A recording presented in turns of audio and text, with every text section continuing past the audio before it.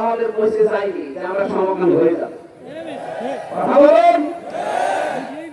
যদিও তার ইশারায় কোন ফাঁকে কিভাবে কি হয়ে গেল আমরা জানি না। এই ফারুকের মতো মানুষকে উপদেষ্টা বানানো 96% মুসলমানের দেশে ঠিক হয়। এটা হিন্দু চাইতে খারাপ। হিন্দু মানুষকে দিতে এরকম সমকামী প্রমোট করে সমকামীটাকে। নিজের এত সুন্দর স্ত্রীকে টাকা কামাতে লাগিয়েছে, বাকিটা আমি নাই বললাম। চলচ্চিত্রে যারা কাজ করে বলেন তো ওদের দেহ দেখানো ছাড়া আর কি আছে? আগেকার সিনেমা হলে নাটক থিয়েটারে শিক্ষা দিত, এখন কোন শিক্ষা নেই। এগুলোই আগে শুরু হয় ধর্ষণ দিয়ে, শেষ হয় ধর্ষণ। বাস্তবতা আপনি কোথায় নিয়ে গিয়েছেন? নিজের বউকে নিয়ে যারা নিজের বর দেহ শরীর বিভিন্ন জিনিস মানুষকে দেখিয়ে টাকা ইনকাম করে, এর চিন্তা ভাবনা চরিত্র কত ভালো হতে পারে? তাহলে দিয়েছেন এই জায়গায় আমরা চাই এখান থেকে তাড়াতাড়ি ওরে বিদায় দেন। সারা দেশের মানুষের একই কথা, দেখে রাখা যাবে। আপনারা একটা শয়তানকে রাখেন, তাও তাকে অন্তত কোরআন হাদিস পড়িয়ে বসানো যাবে। আর কোরআনের পুরো বিরুদ্ধে সমকামিতা, এই শব্দটা কোরআনের বিরুদ্ধে না, সূরা নিসার করে আছে। ওরা আল্লাহর সিস্টেমকে পাল্টিয়ে ফেলতে চায়। আল্লাহ বলেন যায়্যিনা লিন-নাসি হুব্বুশ শাহাওয়াতি মিনান নিসা। আমি পৃথিবীর প্রতিটি মানুষের ভেতরে মহব্বত পয়দা করে দিয়েছি, আকর্ষণ তৈরি করে দিয়েছি মেয়েদের। আর ওরা মেয়েদের ভাগ দিয়ে পুরুষে পুরুষে বিয়ে করবে। বলেন নাউযুবিল্লাহ। আর জাতিকে যেভাবে ধ্বংস করেছিল আল্লাহ, ডেক্সি বানিয়ে দিয়েছে। এই একটা সাগরই মৃত সাগর হয়ে গেছে এই ঘোড়াটা করার কারণে। বাংলাদেশকে আজ অনেকে গজব প্রাপ্ত রাষ্ট্র বানাতে উঠে পড়ে লেগেছে গোপনে। এই ষড়যন্ত্র সফল হতে দেওয়া হবে না ইনশাআল্লাহ।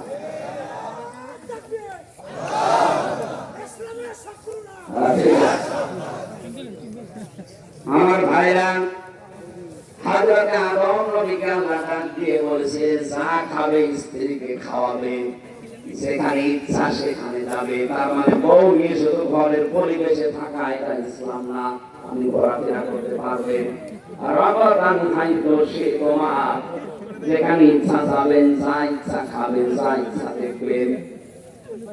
আমির জামাত ডাক্তার শফিকুর রহমান এই শব্দটাকে ব্যাখ্যা করে তিনি বলেছিলেন, যদি দেশে সত্যি আল্লাহ ইসলামের হাতে তুলে দেয়, সবচেয়ে বেশি নিরাপদে অধিকার ভোগ করবে মেয়েরা। আমরা পাড়ার আজ বিশ্বাস করি না আমার মতো? হ্যাঁ, কথা বলেন না কেন? আমরা চাই দেশে আল্লাহ কোরআনের বিধান যদি চলে আসে, সবচেয়ে বেশি নিরাপদে থাকবে মেয়েরা। ওরা তাকরা বাহাবি সাজারা, গাছের কাছে যাবে না। গাছ মানে বেবি গাছ। হ্যাঁ, আমরা অনেকে মনে করি মন্ত্র গাছ শুধু না, কিসের মন্ত্র গাছ? শুধু যদি গন্ধমুক্ত হবে তাহলে কোরআনে আয়াত নাযিল করে 1000 বছর পরে আমাদের কাছে জানাবে কেন? এটার দ্বারা আল্লাহ নির্ধারিত বর্ডার গুলো আল্লাহ বুঝিয়েছেন। 500 বর্ডার আছে আল্লাহ। কত? বলে বাংলাদেশের চারিদিকে বর্ডার আছে।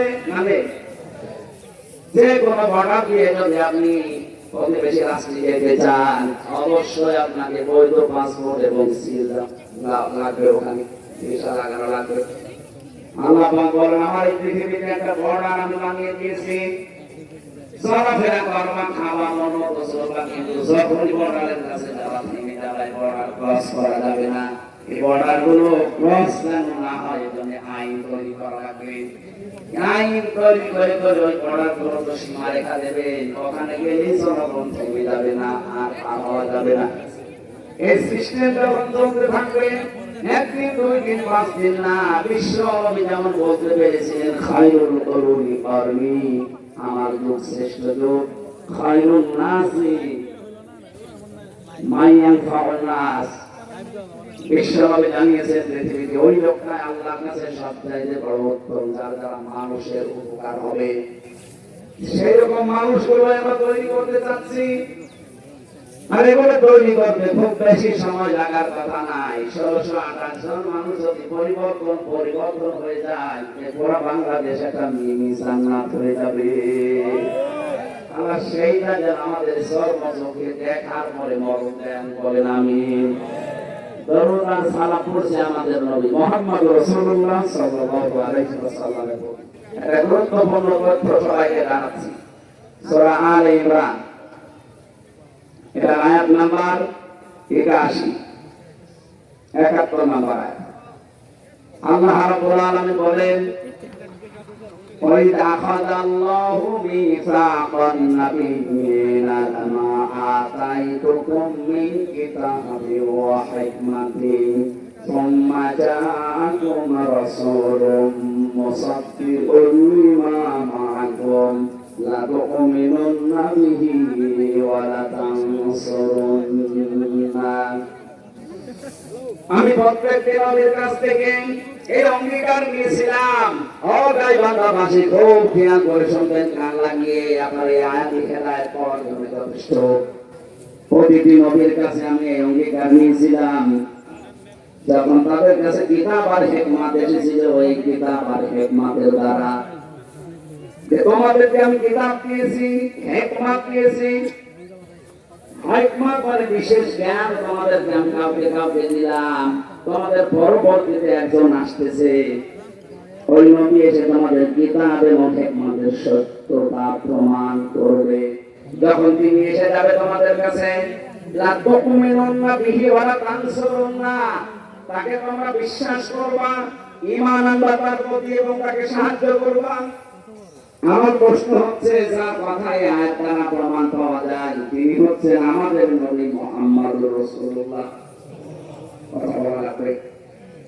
এই নবীর কথা আল্লাহ আয়াতের ভেতরে ইঙ্গিত দিচ্ছেন, সুম্মা জাআকুম রাসূল, এক রাসূল তোমাদের কাছে আসবে একজন রাসূল, মুসাদ্দিকুন লিমা মাআকুম, তোমাদের সাথে যা আছে তার সত্যতা প্রমাণ করে দেবেন তিনি বলবেন হ্যাঁ তাওরাত সত্য, জাবর সত্য, ইনজিল সত্য, 100টা সহিফা সত্য।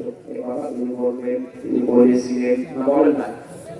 বলেছেন, কিন্তু জানিয়েছেন যে তাদের উম্মতেরা তাদের নিজেদের স্বার্থে তাদের কিতাবগুলো উলটপালট করে ফেলেছে, পরিবর্তন করেছে। কিতাবগুলো আল্লাহর কিতাব কার? তোমাদের উচিত হবে এখন লা তুমিনুন্না বিহি ওয়া লা তানসুরুন্না, নাম দিয়েছেন আল্লাহ। অবশ্যই তার প্রতি তোমরা ঈমান আনবে, তাকে বিশ্বাস করবে এবং তাকে সাহায্য করবে। এটা প্রথম শব্দটা, লা তুমিনুন্না বিহি, তার প্রতি ঈমান আনবে। আমার তো মনে হয় এখন যদি মুসা নবীও দুনিয়ায় আসে, সে যদি মুহাম্মদুর রাসূলুল্লাহ প্রতি ঈমান না আনে, সে জাহান্নামে যাবে। বলুন না কেন? মুসা নবীর মতো মানুষ যদি জামানায় এসে তার প্রতি ঈমান না আনার কারণে জাহান্নামে যাওয়া লাগে, আপনি কি বলছেন? বলেন আমি কি আল্লাহর হুকুম মানি না? আপনি মানি। আপনি নামাজ পড়েন, রোজা রাখেন, হজ করেন, দান সাদকা করেন, এই যে চারটা কথা বললাম, এটা হুকুম কার? আল্লাহর। কার? বলেন বলেন। আল্লাহর হুকুম আপনি মানছেন, কিন্তু এই জামানার প্রেরিত পুরুষ তিনি, যেই দিন তাকে পাঠিয়েছে ওই দিন থেকে শুরু করে কিয়ামত পর্যন্ত একজন গুরুত্বপূর্ণ পুরুষ আছে, তার নাম মুহাম্মাদুর রাসূলুল্লাহ। আপনি যদি সত্যি আখিরাতে বিশ্বাসী হয়ে থাকেন, কিয়ামতে যদি নাজাত পেতে চান, মরণের সময় যদি আপনি সত্যি ঈমানটা নিয়ে মারা যেতে চান, যিনি প্রেরিত পুরুষ এখন আছে কিয়ামত পর্যন্ত, যার ঘোষণা, তার প্রতি বিশ্বাস করা লাগবে না। বলেন। এবার আমার প্রশ্ন, তিনি রাসূল হয়েছেন, নবী হয়েছেন কত বছর বয়সে? 1 থেকে 40 বছর পর্যন্ত তাকে আরব জাহানে কেউ নবী বলতো, কেউ রাসূল বলতো।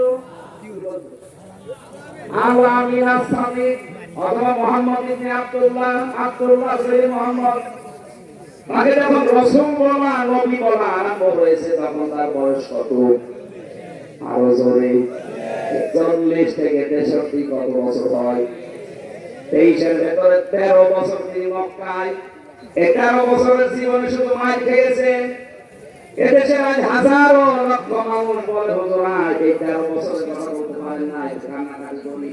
বললাম 13 বছরের কথা বলে আপনাদের কাছে কান্নালাম, কিন্তু বাকি এখনো যে তার জীবনে কত বছর ছিল? মদিনায় আর 10 বছর তিনি রাষ্ট্রপতি ছিলেন। তার কথা বলেন না কেন? ওই কথা না যখনই তুলি আমি তখনই বলে হুজুর এটা তো দুনিয়ার কথা, এটা রাজনীতি। আমার ইমান তো আনা হচ্ছে না। আল্লাহ যে বললেন না তুমিনুন না বিহি, তার প্রতি ঈমান আনো। আপনি তো 13 বছর ঈমান আনলেন, 10 বছর আনেন না, আপনি আর থেকে ঈমানদার। কথা বুঝতেছেন? শুধু ঈমান আনলেই হবে? এখানে শব্দটা কি বলা কানসুরুন না, তাকে সাহায্য করা লাগবে। প্রশ্ন আমার এখন থেকে আছে, এই জবাব দেন না কেন? তিনি নেই কিন্তু কিয়ামত পর্যন্ত আয়াতটা থাকবে না। কি মিল করেন আপনি? কিয়ামত পর্যন্ত হয়তো নবীজি এখানে নেই, থাকবে না, কিন্তু তার নায়েব আছে। এই যে এটা দেখতে পাচ্ছেন, এটা তার নায়েব, ইসলাম বিশুদ্ধ। উনি যা যা করেছেন, যা সাহায্য পেয়েছেন, ওনাকেও তাই তাই করা লাগবে, ওনাকেও সেই সাহায্য করা লাগবে।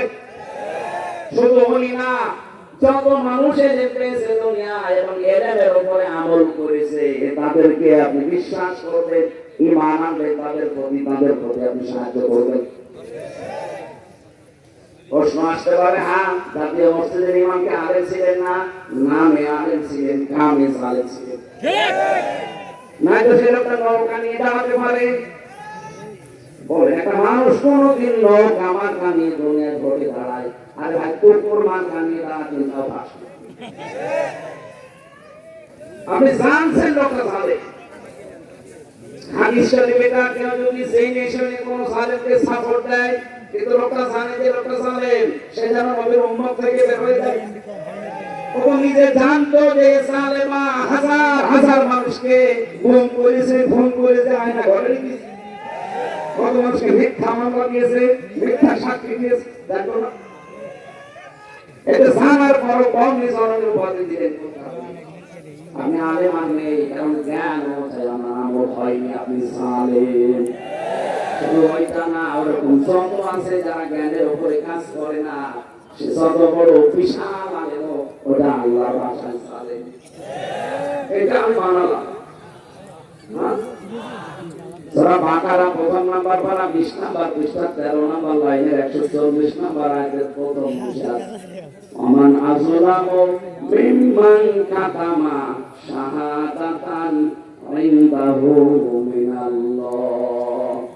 আল্লাহ পাক বলেন, বড় সালেম তো আমার দৃষ্টিতে ওই লোকটা যেই লোকটা তার জ্ঞান অনুযায়ী আমল করে না, কোরআনের জ্ঞান গুলো দুনিয়ার স্বার্থ পেয়ে গোপন করে দেয়। আর এরকম আলেমে 15.5 বছর হয়েছিল। এখানে আলেম ছাড়া সত্যিকারের যারা জ্ঞান অনুযায়ী আমল করবে, যেমন নবীরা জ্ঞান অনুযায়ী আমল করত, তাহলে কি হয়েছিল? আপনি সূরা ইয়াসিনের তাফসীরে পড়বেন 30 নম্বরে, ইয়া হাসরাতান আলাল ইবাদ মা ইয়াতিহিম মির রাসূলিন ইল্লা কানু বিহি ইস্তাহজিউন। আমার বান্দাদের জন্য আমার আফসোস লাগে, আক্ষেপ হয়, যেমন কোন নবী রাসূল তাদের কাছে পাঠালাম না যার সাথে সমসাময়িক মানুষেরা ঠাট্টা বিদ্রুপ উপহাস করে নাই, তাদেরকে দেশ থেকে পর্যন্ত তাড়িয়ে দিয়েছে। তাহলে জ্ঞান অনুযায়ী আমল করে নবীরা দেশে পর্যন্ত থাকতে পারে না, আর জ্ঞানের বাইরে আমল করলে আমাদেরকে জাতীয় মসজিদে পর্যন্ত জায়গা দিয়ে দেয়। এইটা পার্থক্য। সুতরাং সাহায্য করা লাগবে নবীদেরকে। নবী নেই, নবীর আসল উত্তরাধিকারী যারা, তাদেরকে কি সাহায্য করবেন? যখন যেই সাহায্য দরকার হয় ওইটা। পরবর্তী শব্দ হচ্ছে ক্বালা আ'আররতুম ওয়া আখাযতুম আলা যালিকুম ইসরি ক্বালু আ'আররনা ক্বালা ফাশহাদু ওয়া আনা মা'আকুম মিনাশ শাহিদিন। যত নবীর কাছে আল্লাহ অঙ্গীকার দিয়েছিলেন যে আল্লাহকে মানো, কিন্তু তার প্রেরিত পুরুষ রাসূলকে মানো, ওরা প্রত্যেকই রাসূলের উপরে ঈমান আনার সময় বলেছে, আমরা মেনে নিলাম, যা আমাদের উপরে আদিষ্ট হয়েছে আমরা মানলাম। শুধু মানলাম না, হে আল্লাহ আমরা তাদের সাথে আছি, তুমি সাক্ষী রাখো। এটা আল্লাহ শেষ করেন। ফাইন ফামান তাওয়াল্লা বা'দা যালিকা ফাউলাইকা হুমুল ফাসিকুন। এরকম ঘোষণা দেওয়ার পরে কেউ যদি মুখ ফিরিয়ে চলে যায়, অহংকার করে যে না মানি না, ওই মানুষগুলোই ফাসিক, পাপাচারী, দুশ্চরিত্রের অধিকারী। বলেন নাউজুবিল্লাহ। আমরা যেন দৌড়াচার পাপাচার এই নামে কিয়ামতে আল্লাহ আমাদের ভিতরে না থাকে। এখানে আল্লাহকে যারা মানে, বাংলাদেশে বহু মানুষ আমরা এখন দেখতে পাচ্ছি, জিজ্ঞাসা করলে বলে নামাজ পড়ি না। আর নামাজ পড়ে না হুকুম কার? রোজা রাখি না, রোজা রাখার হুকুম কার? বলেন বলেন। নামাজ, রোজা, দান, সাদকা, হজ এগুলো হুকুম আল্লাহ। এই জামানায় প্রেরিত পুরুষ তিনি এখন নেই, তার নায়েব আছে, তার সাথে যা যা করা দরকার আপনি নায়েবের সাথে তাই তাই করবেন। বিশ্বনবীকে পাহারা দিতে গিয়ে যদি হযরতে তালহার ৮০ টাকা বুকে লাগে, আপনি কয় টাকা দিয়েছেন নায়েবদের জন্য বলেন তো? যদি সময় এরকম আসে, নায়েবের রাসূল নবীর উত্তরাধিকারী এদেরকে বাঁচাতে গিয়ে যদি বুকও লাগে, বুকও পেতে দিয়ে রাখতে পারে। আল্লাহ এই আয়াতটা আমাদের জীবনে কার্যকর করে দিন, বলেন আমিন। কোরআনে কারিমের সূরা আলে ইমরান, আমি আয়াত নাম্বার 92 নাম্বার আয়াতের একটু তেলাওয়াত করেছি। তেলাওয়াতকৃত আয়াত থেকে একটু তাফসীর আকারে কথা বলতে চাচ্ছি। আল্লাহ রাব্বুল আলামিন আমাদেরকে জানাচ্ছেন, ইন্না আউয়ালা বাইতি উযিআ লিন-নাসি লাল্লাযী বিবাক্কাতা মুবারাকাও ওয়া হুদান লিল আলামিন। অবশ্যই পৃথিবীতে সর্বপ্রথম যে ঘরটা বানানো হয়েছে মক্কায়, মক্কায় এটা মক্কার প্রাচীন নাম। পৃথিবীর প্রথম ঘর হচ্ছে মক্কা, কাবা শরীফ। মুবারাকান, এটা মুবারাকান শব্দ দিয়ে আল্লাহ জানিয়েছেন, এটা বরকতময় করে দিয়েছি। ওহুদান, হেদায়েতের মশাল এখানে লাগানো আছে। কত কালো জিনিস তো দুনিয়ায় আমরা দেখি, কাবা শরীফটাও কালো জিনিস দিয়ে মোড়ানো আছে। কি জিনিস আল্লাহ তার ভেতরে দিয়ে দিয়েছে, কাবা একবার দেখলে আরেকবার দেখতে হবে। দুনিয়ায় এমন কোন কালো জিনিস দেখেন তো? এই যে কাক, এত কালো, একবার দেখলে মন চায় আরেকবার দেখি। বলেন বলেন, কাক কত কালো দেখতে, কাবা শরীফের ঘেরা তো কালো। আল্লাহ বলেন হুদান, প্রথম নির্দেশে কেন রাখলাম, কেমন ভাবে রাখলাম দেখবা, লিলাল আমিন, বিশ্ববাসীর জন্য। ফিহি আয়াতুম বায়্যিনাতুম মাকামু ইব্রাহিম, তার ভেতরে আমার বহু নিদর্শন জড়িয়ে আছে। তার ভেতরে অন্যতম নিদর্শন হচ্ছে মাকাম ইব্রাহিম। ওমা দাখালাহু কানা আমিনা, কোন মানুষ যদি এখানে প্রবেশ করে আল্লাহ তাকে নিরাপত্তা দিয়ে দেয়। আমি সুবহানাল্লাহ আলহামদুলিল্লাহ বলার জন্য বলছি না, এখানে শিক্ষা আছে কয়েকটা। এক নম্বরে কোন মানুষ যদি খাবার চক্করের ভেতরে প্রবেশ করে তাকে নিরাপত্তা দেয় কে? কারণ ওখানে বিধান চলছে আল্লাহর। এই যে ৭ চক্কর দেওয়ার বিধান কার? ওখানে নামাজ পড়ার বিধান কার? পবিত্র করার বিধান কার? এই জায়গাটা পুরো নিয়ন্ত্রণ করছে আমার আল্লাহ, তার বিধান মতো।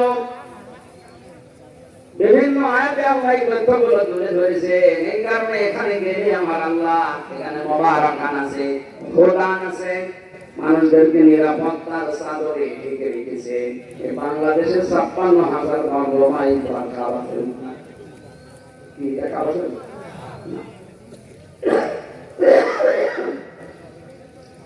৬,০০০ মাইল দূরে এটা। কাবা শরীফ থেকে বাংলাদেশের এই পলাশবাড়ির দূরত্ব ৬,০০০ মাইল। এত দূরে আপনি নিরাপত্তা পাবেন কি করে? আল্লাহ পাক বলেন, হ্যাঁ আমি একটা বুদ্ধি তোমাদের দেই, আমার এই ঘোষণাটা যদি মেনে নিতে পারো, কাবাকে যেভাবে নিরাপদ করে দিয়েছি, নিরাপত্তার চাদরে রেখে রেখেছি, তোমাদের বাংলাদেশ না জানাম পৃথিবী আমি আল্লাহ নিরাপত্তার চাদরে রেখে দেব। এখন আমরা আমাদের ৫৬,০০০ বর্গ মাইলের বাংলাদেশকে কাবার মতো নিরাপদ বানাতে চাই না। বলেন বলেন। চাচা ইরশাদ তো বলেছিল, ঘরে থাকলে কম, বাইরে থাকলে কম। আমরা এটা চাই না। আমরা এমন একটা চত্বর বানাতে চাই বাংলাদেশকে, যেখানে কাবা শরীফের মতো আমরা নিরাপদ, স্বস্তি, শান্তি নিয়ে চলাফেরা করতে পারি। বাংলাদেশের এই আয়াতের ব্যাখ্যা আল্লাহ নিজে জানাচ্ছেন সূরা আনআম ৮২ নম্বর আয়াত আল্লাযীনা আমানু ওয়া লাম ইয়ালবিসু ঈমানাহুম বিযুলমিন উলাইকা লাহুমুল আমনু ওয়া হুম মুহতাদুন।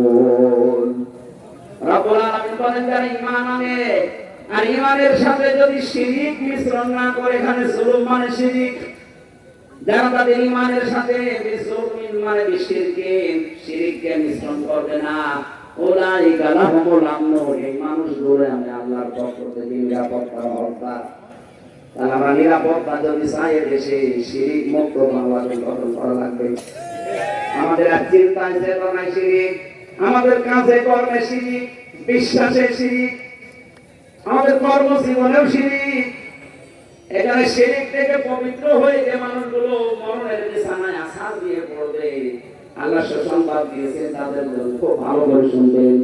আল্লাযীনা তাতাওয়াফাহুমুল মালায়েকাতু তাইয়্যিবিনা ইয়াকুলুনা সালামুন আলাইকুম উদখুলুল জান্নাতা বিমা কুনতুম তা'মালুন।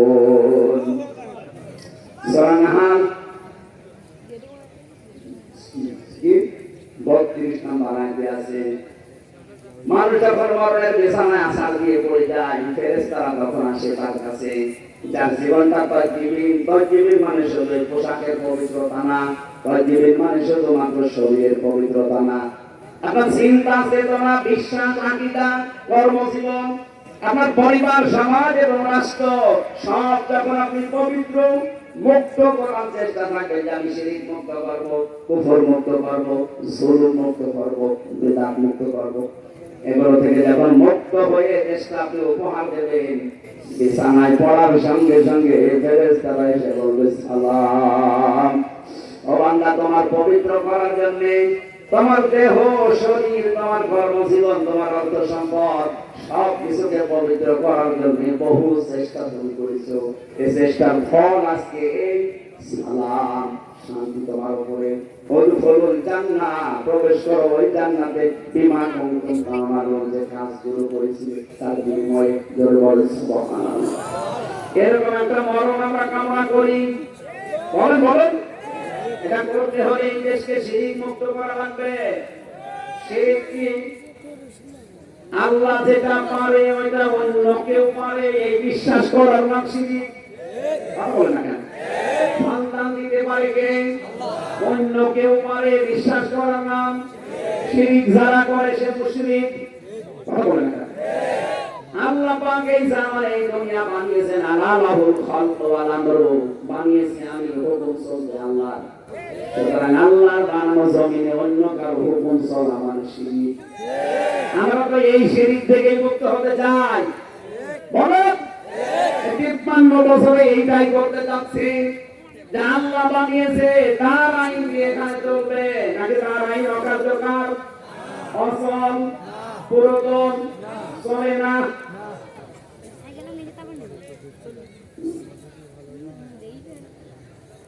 এখানে বাস্তবতা হচ্ছে আয়াতের মূল শিক্ষা, যেহেতু আল্লাহ বানিয়েছে, আল্লাহর আইন দিয়ে না চলবে, অন্য কিছু যদি চলে সেটা শিরক হয়ে যাবে। আমরা এই শিরক আমাদের এই দেশে আর সামনে দেখতে চাই না। আল্লাহর আইনে দেশে চলবে, এটা ফেরেশতারা চালাবে। আপনি হয়তো মনে করতে পারেন যদি দিলাম, যদি না হয়, আর ভাই না হওয়া হওয়া আপনার বিষয় না। হযরত ইব্রাহিম অগ্নিকুণ্ডে যখন জ্বালিয়ে দিচ্ছিল তাকে, ও ব্যাংক কোনদিন বিশ্বাস করে না যে আমার এই পোশাকে বিশাল অগ্নিকাণ্ড দিতে যাবে না, কিন্তু সে শুধু সাহায্য করেছিল। আল্লাহ এইটাই কবুল করে ব্যাংকের পোশাক পাক বানিয়ে দিয়েছেন।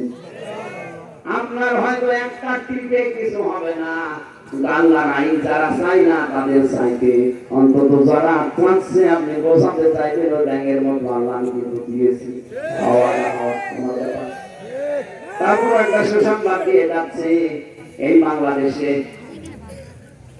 আগস্টের 5 তারিখের আগ পর্যন্ত এদেশে মাত্র 100 জনের 15 জন মানুষ চাইতো যে ইসলামের দেশে কায়েম হোক। কিন্তু আগস্টের 5 তারিখের পরে আমি 17 দিনের একটা হিসাব পেয়েছিলাম। তার মানে আগস্ট মাসের 31 তারিখে আপনি ধরেন, এই 31 তারিখ পর্যন্ত যে জরিপ বাংলাদেশে ছিল 100 জনের প্রায় 58 জন মানুষ তখন চাইতো এদেশে ইসলাম কায়েম হোক। এখন আপনি ভ্যান চালক 10টা জিজ্ঞাসা করবেন, এর 10টার ভেতরে 8টাই বলবে আমরা দেশে ইসলাম চাই। সুযোগ আল্লাহ তৈরি করে দিয়েছে, এটা যদি একবার হাতছাড়া করে ফেলেন 50 বছরের সুযোগ আসবে না। আমরা এই সুযোগটা কাজে লাগাতে চাই না, বলেন? আমার মতো আমরা এই বাংলাদেশটাকে নিরাপত্তার চাদরে রেখতে চাই। আর নিরাপত্তা দিতে পারে যিনি সালাম। সালামকে সালাম মানে শান্তি, সালাম মানে উনি শান্তি দিতে পারবে না, উনি পারবে কিন্তু ওনার বিধান লাগবে। আল্লাহর বিধান ছাড়া যে সম্ভব না, এটার প্রমাণ আমি দিতে। আপনি দেখলেন না 3 বছর হাত বাঁধা ছিল বলে পারে না, দেখো হাত ছেড়ে গেছে, উনি আমার রায় দিতে যে আপনি খালাস। তাহলে হাত যদি আল্লাহর আইন দিয়ে এখন খুলে দেওয়া যায় এই দেশে, কত কিছু বের হবে আপনি বুঝতে পারছেন? কে আমার বিনা কারণে এই যে ভূমি মন্ত্রীর দায়িত্ব দিয়েছিল একজনকে, এই লোকটা 620টা বাড়ি বানিয়েছে। ওর বাড়ি কয়টা লাগবে? আমি একটা বাড়ি বানিয়েছি আমার বাবার বাড়িটা, তাই আমার মনে হতো বেশি হয়ে যাবে। আর শয়তানের 620টা বাড়ি, ওর হায়াত মনে হচ্ছে 2000 বছর। ওর তো আর কয়েকদিন পরে পটল তুলবে, কথা বলে না কেন? তো এখন বয়স কমপক্ষে 55-60 বছর, আর বেশি দিন বাঁচবে, আর 20 বছর নয় বাঁচবে। 620টা বাড়িতে 20 বছরের ভেতরে আপনি থাকবেন কোনদিন? এগুলো যদি হ্যান্সারদের মতো উপায় করা লাগতো, এনার মতো হাজার টাকা হতো, তাহলে আজ 1 লাখ টাকা দিয়ে দিত। 5,000 টাকা এমনি দিচ্ছে, নিকালে উল্টা পাল্টা ধারণা করো না। ওই এমপি তারা বলে 1 লাখ দিয়ে দিয়েছে, 1 লাখ টাকা আসবে না। অনেকে সালমান এফ রহমানের দরবেশের মতো 7টা ব্যাংক থেকে 36,000 কোটি টাকা আগেই মেরে খেয়েছে, টাকা দেবে। আমার কুষ্টিয়ার হানিফ সাহেব, আমার মনে হয় উনি এমপি হওয়ার পরে এই 10 বছর এমপি, আর 5 বছর ছিল না, এই 10 বছরে খুলনা অঞ্চলে বাগেরহাট, খুলনা, সাতক্ষীরা, এই 3টা জেলার যত মাছের ঘের আছে, যদি 100টা থাকে তার ভেতরে 70টা গুণা। আমি একটা উদাহরণ দিলাম, 100টা মাছের ঘের আছে, তার ভেতরে 70টা উনার। বলে আল্লাহ তো সব ওই মানে সে আরো সেভাবে দিয়ে দিয়েছে। ওনার ভাইয়ের বউ একটা হাই স্কুলে, একটা প্রাইমারি স্কুলের মাস্টার, কয়েক হাজার কোটি টাকার মালিক একটা প্রাইমারি স্কুলের মাস্টার। বলে সুবহানাল্লাহ। এই চলছিল দেশে। এখানে দেশটা যদি আমরা সত্যি নিরাপদে চাদরে সাজাতে চাই, শিরিক মুক্ত দেশ গঠন করতে হবে। আর শিরিক যেহেতু আল্লাহর আইনের বিরুদ্ধে যা আছে সব শিরিক, আমরা সামনে সব জায়গা থেকে শিরিক মুক্ত একটা দেশ উপহার দিতে চাই। শিরিক বিল জাত, শিরিক বিল সিফাত, শিরিক বিল ইখতিয়ারাত, শিরিক বিল হুকুক, 120 প্রকার আছে শিরিক। এগুলো থেকে আমাদের ব্যক্তি, পরিবার, সমাজ, রাষ্ট্র, বিশ্বাস, আকীদা সব আমরা পরিবর্তন এবং আমরা মুক্ত করবো ইনশাআল্লাহ। এই আগামীতে এই মাহফিলটা রাতের বেলা হোক এবং বড় হোক, আপনারা চান না? এনারা যেন যারা দিয়েছে একটা ছোট্ট একটা স্কুল, মনে হয় কোরআনের স্কুল, এনাদের কালেকশন হয়নি। আপনারা টাকা পয়সা যারা নিয়ে এসেছিলেন, বাড়ি নিয়েছিলেন না দয়া করে, তাহলে এরা সাহস হারিয়ে ফেলবে। আপনার এই টাকা পয়সা যদি কোরআন প্রচারে কাজে না লাগে, কি করবেন? আপনার টাকাও সালমান এফ রহমানের মতো কি আবার সরকার নিয়ে নেবে? আপনার তো যাই নিয়েছেন যাওয়ার জন্য, একটা যেন বাড়ি নিয়েছেন না, এনাদের কাছে তো দিয়ে যাবে। তো লোকজন নেই আপনার ভেতরে যারা গিয়েছেন একবার, আবার এই কি করে লোকজন। আর এখানে ধনী মানুষের এলাকায় আমি জানি নেই, তারপরেও যদি 500, 1000, 2000 টাকা দেওয়ার মতো লোক থাকে, তাহলে কমিটির কাছে বলছেন ওনারা সাহস যেন হারিয়ে না ফেলে, অন্তত আগামীতে যেন আবার দেয়। আল্লাহ রাব্বুল আলামিন আমাদের মনের খবর জানেন, উনি আমাদেরকে যা বললাম মন থেকে বলেছে, আল্লাহ কবুল করুন। আল্লাহুম্মা আমিন। লা ইলাহা ইল্লা আনতা সুবহানাকা ইন্নী কুনতু মিনাজ জালিমিন। আল্লাহ তাআলা আসলে আমাদের এখন সময় হয়ে গেছে, আর 1-1.5 মিনিট বাকি আছে। আমরা শেষ করে দিলাম এই কারণে, যা বললাম আমাদেরকে আমল করার তৌফিক দাও। কাবা শরীফের মতো বাংলাদেশকে তুমি নিরাপত্তার চাদরে ঢেকে দাও, আমরা যেন ওই কাজগুলো করে নিরাপত্তার হকদার হতে পারি, সেই সুযোগ করে দাও। আজকের মাহফিলের সভাপতি, প্রধান অতিথি, বিশেষ অতিথি যারা এসেছে আল্লাহ কবুল করো। সম্মানিত মা বোনদেরকে মঞ্জুর করে নাও। আল্লাহ এই যে অনুষ্ঠান সাজিয়েছে স্কুলের মাধ্যমে, হলি কোরআন একাডেমিকে কবুল করো আল্লাহ। যত অভাব আছে আমাদের জীবনে তুমি দূর করে দাও। যত মানুষ কবরে আছে কবরগুলো জান্নাত বানিয়ে দাও। আল্লাহ আগামী বাংলাদেশটা তুমি একটু কোরআনের হাতে দিয়ে দাও। চর্ম চোখে বড় দেখার শখ যে তোমার কালাম দিয়ে বাংলাদেশ চলছে, জীবনে কিচ্ছু চাই না তোমার কাছে, এইটা আমাদেরকে তুমি দেখাও যে তোমার কালাম দিয়ে দেশ চললে দেশটা কেমন হয়ে যায়। আমরা জানি এটা মিনি জান্নাত হয়ে যাবে আল্লাহ, সবার অধিকার সবাই ফিরে পাবে, চাঁদাবাজির ভয় থাকবে না, ছিনতাইয়ের ভয় থাকবে না, নারীর ইজ্জতের গ্যারান্টি থাকবে, বৃদ্ধ মা বাবার দায়িত্ব রাষ্ট্র নিয়ে নেবে, সন্তানের দিকে মুখাপেক্ষী হয়ে থাকা লাগবে না। আল্লাহ সেরকম একটা নিরাপদ শহর এই দেশটাকে বানিয়ে দাও। আলহামদুলিল্লাহি রাব্বিল আলামিন, লা ইলাহা ইল্লাল্লাহু মুহাম্মাদুর রাসূলুল্লাহ। 4টা বাজে, এখনই নামাজ পড়বেন, এখানে পড়েন, আশপাশে মসজিদে পড়েন।